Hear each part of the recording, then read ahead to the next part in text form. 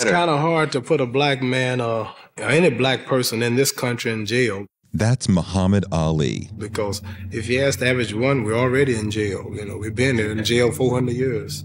What is that? To be black in America can feel like being born a criminal. Come on, get in that cell, nigga. God. It can feel like being an enemy of the state. Posing the threats, you better fucking up the government. It can feel like the system is at war with you.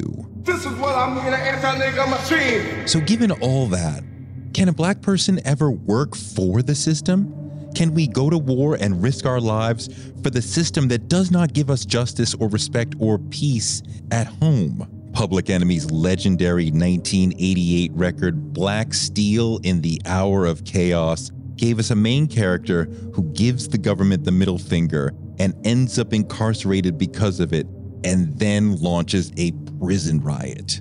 This was a powerful song at a time when mass incarceration was on the rise and sending hundreds of thousands of black people to prison. Most of my cousins was in prison. That's Hank Shocklee from Public Enemy. My uncles did 25 years and comes out. My little nephew did 30 years, and he did 30 years as a teenager. So that's in our community. That's with all of us. We're either jail or in prison. This is Being Black, the 80s. I'm Toure, and this is a look at an epic decade through the lens of some of the great songs of the era. Not necessarily the best songs, but the songs that speak best to the issues that shaped the 80s. The fight to make the King holiday into a law. This time, we dive into mass incarceration through the lens of Public Enemy's Black Steel in the Hour of Chaos. A landmark 2012 study called Why Do Criminals Obey the Law found that one of the key reasons why some people break the law is because they do not believe in the legitimacy of the law. It's not forced compliance that makes us behave, it's that we believe the law and the procedures around it are fair and make sense. If you think highway speed limits are stupid because you know how to drive fast, so you don't need someone telling you how fast you can go, and you see cops hiding in the bushes like rats, pulling cars over just so they can make money, well, you was doing 55 in the 54. Then you don't think the law and the way it's applied is legitimate. So even if you do get stopped by a cop and ticketed, you'll soon be speeding again, just like me. But if you believe that speed limits make sense, and driving slower saves lives, and being safe on the road is more important than getting there fast, then you believe the law is legitimate, and you'll follow the speed limit even if there are no cops on the road. This goes for any law, and it plays out in Public Enemy's Black Steel in the Hour of Chaos from their legendary 1988 sophomore album, It Takes a Nation of Millions to Hold Us Back. The song opens with a man getting an order to join the military. I got a letter from the government the other day. I opened and read it. It said they were suckers. They wanted me for their army or whatever. Picture me giving a damn. I said never. He doesn't believe in the legitimacy of the government of his country because that government has been part of mistreating his people for centuries. He rejects their demand because America's centuries of injustice toward black people makes it impossible for him to feel like he should serve America. Here's a land that never gave a damn about a brother like me and myself because they never did. There was no military draft in the 80s. The draft ended in the 70s, but Chuck's story recalls Muhammad Ali in 1967 famously refusing induction into the army during the height of the Vietnam War. My conscience won't let me go shoot my brother or some poor hungry people in the mud for big powerful America and shoot them for what? They never called me nigger.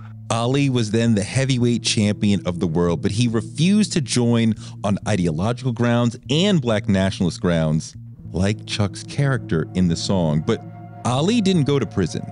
Chuck takes Ali's story and makes it the reason he lands in prison, and it makes the character an heroic figure. He's heroic and sympathetic because he's a principled person, someone who refuses to fight for a country that doesn't respect him, someone who puts his loyalty to Black America ahead of his duty to America. He's someone we feel doesn't belong in prison. Did he really do something wrong? when he refuses to fight for a government he feels is illegitimate because they won't fight on his behalf at home, he's someone we can root for. And if we respect him for how he landed in prison, then we surely support his attempt to escape. It's a righteous prison riot because it's an illegitimate incarceration. But what really made Black Steel in the Hour of Chaos fit so deeply into the culture of the 80s was that it was a song about prison at a time when the war on drugs was putting hundreds of thousands of people in prison for non-violent drug crimes. This is the beginning of mass incarceration. During the 80s, America's prison population grew by 134%. In 1980, we had about 330,000 people in prison. In 1990, we had 771,000. This is largely the fault of the war on drugs. We declared a literal war. That's Michelle Alexander, author of The New Jim Crow, talking to PBS. Locked people up, put them in literal cages, and then relegated them to a permanent second-class status for life, destroying families, destroying entire communities and neighborhoods. There are more African-American men under correctional control today in prison or jail on probation or parole than were enslaved in 1850, a decade before the Civil War began. In Alexander's powerful book, The New Jim Crow, she locates mass incarceration as a new form of slavery, a new way of controlling and profiting from Black bodies. And in a world where Black and white people use and sell drugs at similar rates, yet Black people are punished far more often and far more harshly for drug crimes, sending them into a criminal justice system where others make money from their incarceration, it feels a lot like a new form of slavery. Like if we can't make money from owning them, we'll make money from controlling them. Chuck references the slavery-like nature of prison in his song. Oh well, the same motherfucker got us living in his hell. You have to realize what is a form of slavery organized. This ability to control people is critical to the American economy. Just as it was slavery that led to America becoming a global economic superpower, in the modern world, incarcerating more people than any other country in the world boosts our economy because just as in slavery, those people are the product that others can profit from. Whenever I think of mass incarceration, Toure, I actually think of that letter that Thomas Jefferson wrote a friend of his, and it's the Wolf by the Ear letter. That's Fordham professor Chrissy Greer, who's also an analyst for theGrio. And they're talking about possibly ending U.S. channels. And he said, well, right now we've got the wolf by the ear, but we don't know what to do if we let the wolf go. And the wolf isn't the Negro who's going to turn back and bite people. Like, they're not worried about Black people killing them because it's like mentally we already got them in check by and large. You know, like we saw some insurrections, but like we're not worried about Black people taking up arms and killing us. We're worried about if we free these people, economically, can our country survive? Because the way we've set it up, we actually need X% of people not in the workforce, not being paid. We need free labor for a certain percentage of people for this country to work. This is the foundation of our nation.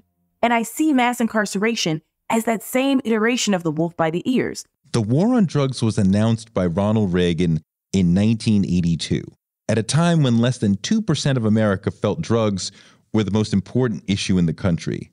The crack epidemic didn't begin till almost 2 years later. Given the all-out assault of the war on drugs and the rush to incarcerate as many people as possible, as fast as possible, Public Enemy's song about going to prison was right on time, and it felt as rugged and as chaotic as the situation it portrayed. The song is rough and angry. It has no real hooks, no catchy chorus. It's not danceable. It's like it doesn't want to be liked. It's bleak. But Public Enemy songs weren't supposed to be easy to listen to. Chuck D wanted them to challenge you. Our sole intent was to destroy music. Sonically, we set out to do that, to redefine what people thought of as music. I said, at least in the Black urban sense and rap. So did Hank Shocklee, who produced the song. I'm always down, you know, and it's like I like to take PE and pick it apart from the metaphysical aspects of it.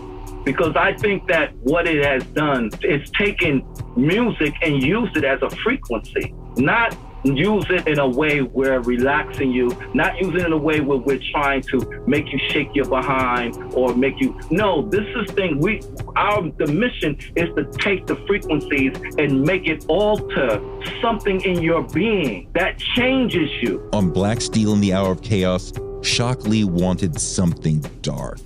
That particular song, man, was about darkness. It was the first time that we've ever used a dark melodic vibration. And the idea was, we wanted to let you know that not only are we unified, but we are strong and we are confident. And that's what the visual cortex represented of the song. Because to me, the song has a visual energy as well that people don't really realize until they get it a little bit afterwards. And so the idea was that Chuck created a prison break. That was basically all in his mind because he was on the day of his execution. And keep in mind, this was for all the brothers that were sitting down. I don't care whether you're facing execution or you're not. You feel like you're facing execution. And guess what? You're always thinking about how to get the fuck out of this place. This was that hallucination, if you want to call it that. That dream, if you would, to get out of this particular situation. Shocklee saw the song have an impact on people's lives. And I'll just tell you one little story. I was in Miami and I was at the Winter Music Conference. And this brother came up to me and he was like adamantly, and he was like, yo, I need to talk to you. I really need to talk to you. And I said, okay. We sat down and talked. And the one thing that he told me, he said, yo, I'm a fan. I listen to your music. I get a lot of people saying that, right? They go, yo, I'm really a fan. He said, I was sitting down. Sitting down is his euphemism for being locked up. I was sitting down when I was listening to the Public Enemy record. And I listened so intensely that when I got out, I went and got not my GED, but also got my law degree. And now I'm helping young kids that was in the situation that I was in to get out of that. That brought a tear to my eye because now you see the effect of what you have as a communications piece. Public Enemy was about communication, not about entertainment. Now, a word from our sponsors. I'm Toure. Join us for crazy true stories about stars who I really hung out with, like Snoop, Jay-Z, Prince, Kanye, and the time I got kidnapped by Suge Knight. Don't miss my animated series, Star Stories with Toure, from the GRIO Black Podcast Network.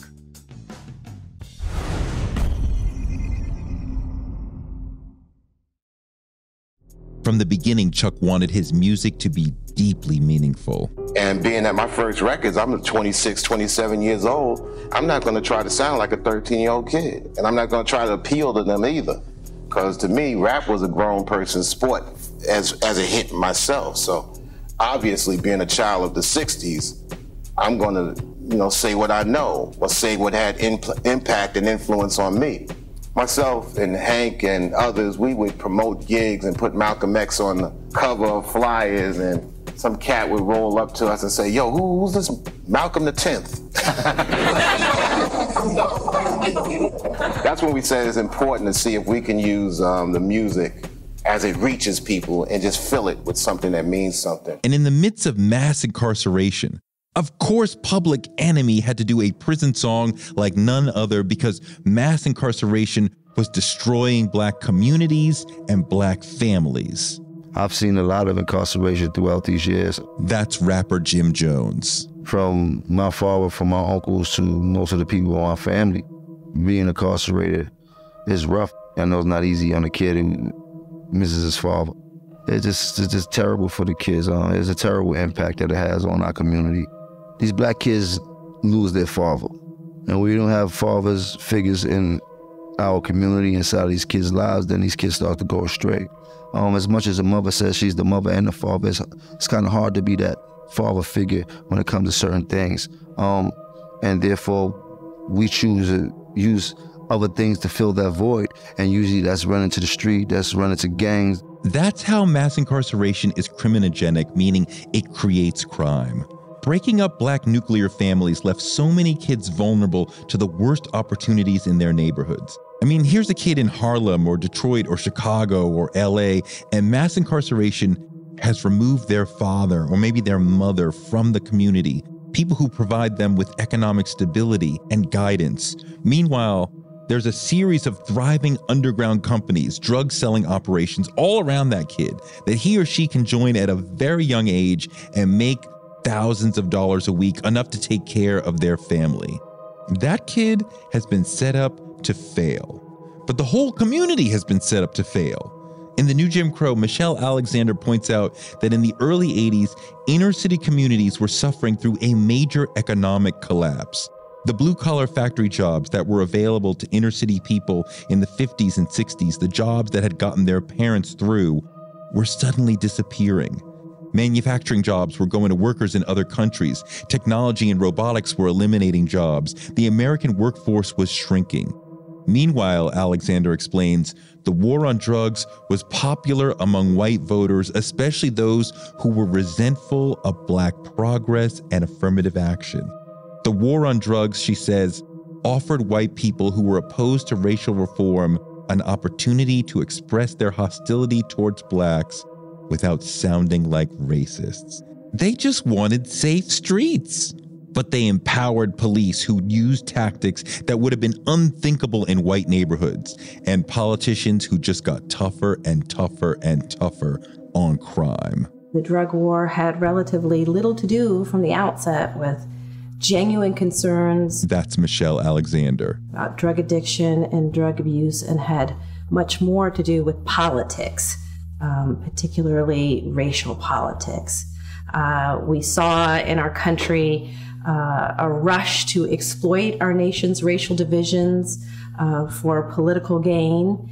And this has birthed a Get Tough and movement, and a war on drugs has resulted in millions of people being swept in to our prison system, primarily for nonviolent and drug-related offenses, the very sorts of crimes that occur with roughly equal frequency in middle-class white neighborhoods and college campuses, but go largely ignored. So it was a world where the traditional job market was shrinking. The war on drugs was a political winner. Tons of Black adults were being sucked out of the community, and yet Black people were finding it strangely easy to acquire tons of coke, even though there were no airplane landing strips in the ghetto.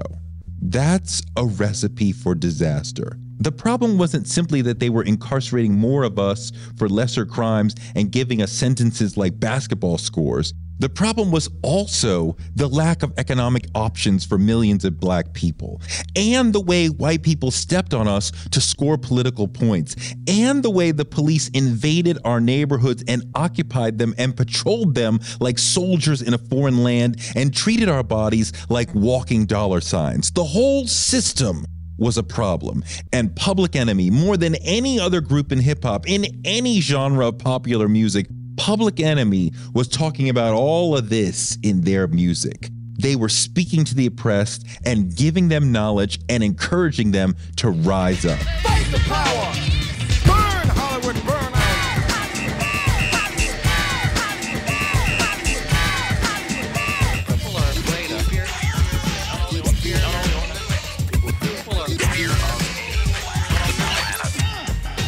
So given Public Enemy's catalog and the political mission in their music, Black Steel in the Hour of Chaos is perhaps more than a song about mass incarceration. It's a symbol of the Black experience in America. For us, America is a prison. Don't be shocked when I say I was in prison. That's Malcolm X. You still in prison.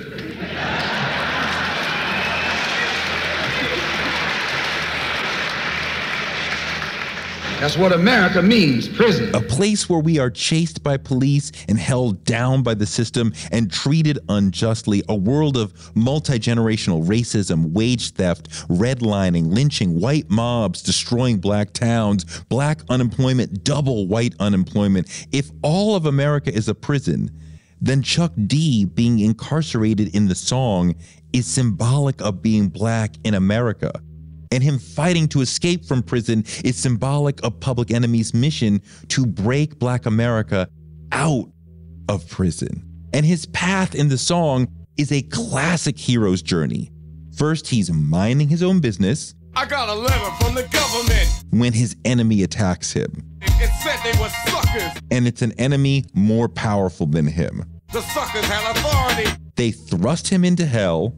Cold sweating as I dwell in my cell. He plots his revenge. I gotta get out, but that thought was thought before. At the right moment, he leaps into action. I got my steel in my right hand.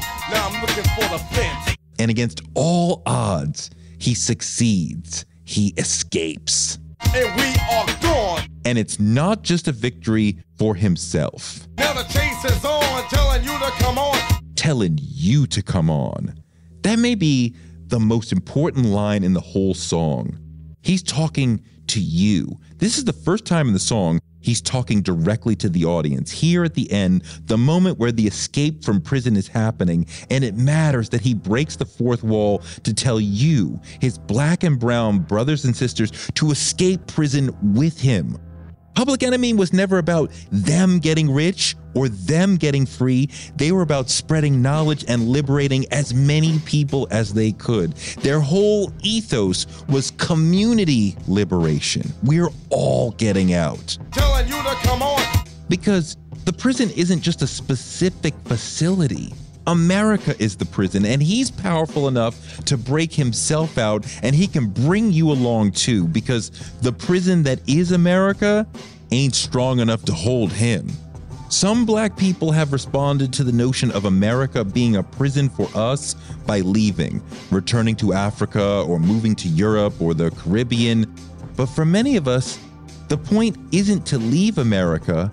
It's to stay and fight to make America not be a prison. The real answer is not to escape America, leaving others behind in this prison. It's to fight to end the way that America treats black people. What good is it to escape prison and leave the others behind? Public Enemy is bringing the others with them. They're telling you to come on. We need to escape mass incarceration together. We need to destroy the prison that is America together.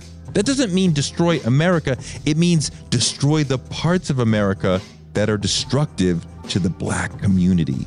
The parts that make us gristle for the prison industrial complex.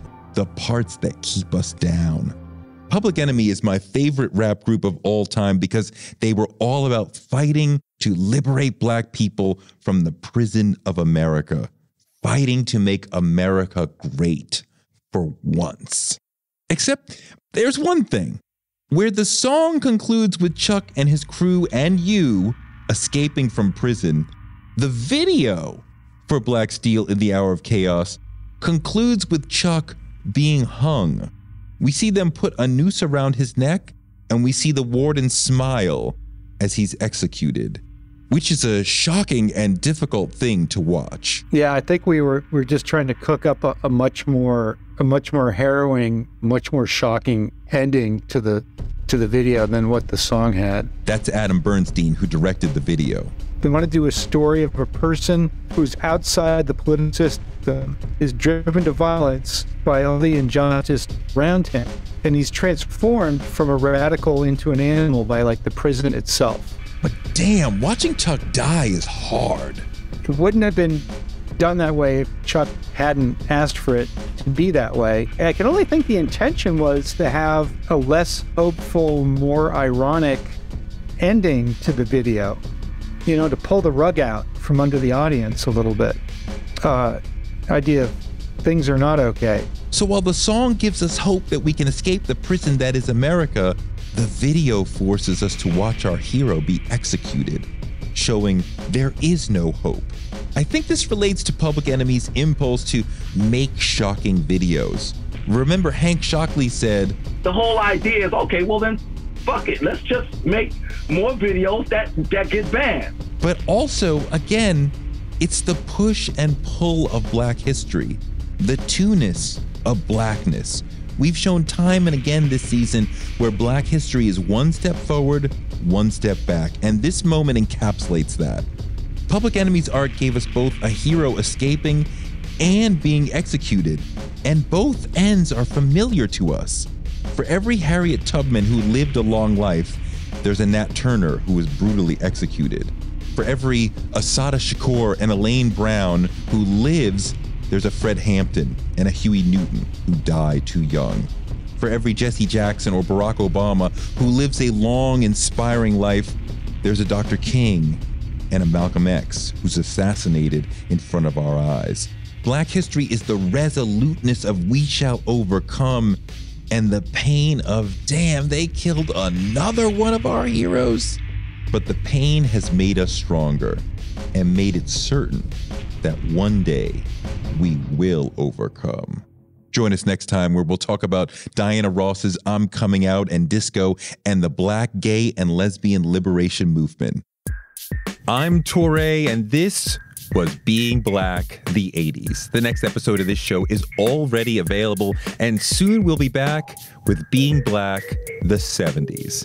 This podcast was produced by me, Toure, and Jesse Cannon, and scored by Will Brooks, with additional production by Brian DeMiglio and executive production from Regina Griffin.